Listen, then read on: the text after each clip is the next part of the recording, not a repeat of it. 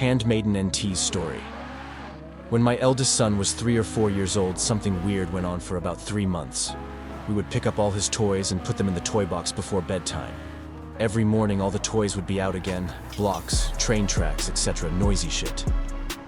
Anyway, I asked him why all the toys were out and he told me Poppy Earl came in to play with him when it was dark. This freaked me out since we lived rural and we lived alone. I stayed up a lot of nights waiting for the crashing of plastic toys, but never heard a thing. I'd check on him constantly, and I'd asked him repeatedly who this Poppy Earl was. He told me he'd fly in through the window, wake him up, and play blocks with him. Doors and windows locked every night. This person was not real, and it eventually stopped. Still gives me goosebumps years later, though. Monkey Jones's story. When my daughter was about 4, she went through a phase where she was obsessed with Cookie Monster. She would make up stories about his madcap antics, which were often a mixture of potty humor and low-level antisocial behavior. These stories also included vivid descriptions of him coming into my room at night, pulling me out of bed, dragging me down the stairs, making sure that my head hit every step, and then throwing me into the rubbish bin outside. One day it got darker. She told me that Cooking Monster had bought the same sheets as on my bed. She continued that he made gloves out them so that he could touch me while I was sleeping without me noticing. Fellow Redditors, that was some Stephen King-level disturbance for me. It was not so much in relation to any fears of Cookie Monster, but to my 4-year-old daughter coming up with something that twisted. PDX Cranberry's story.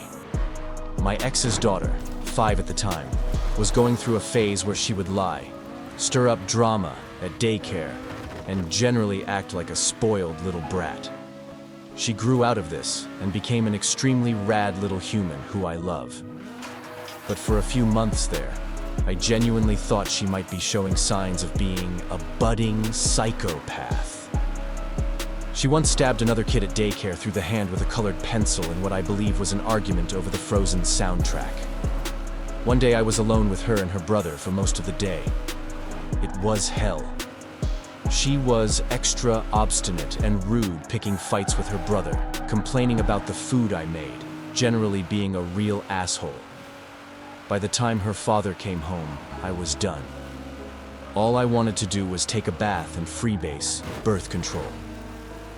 We ate an extremely quiet dinner together, and afterwards her dad sat her down with me to talk about what happened. Instant waterworks.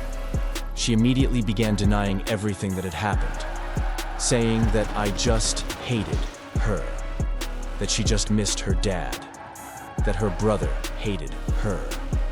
She was crying so hard she could barely breathe.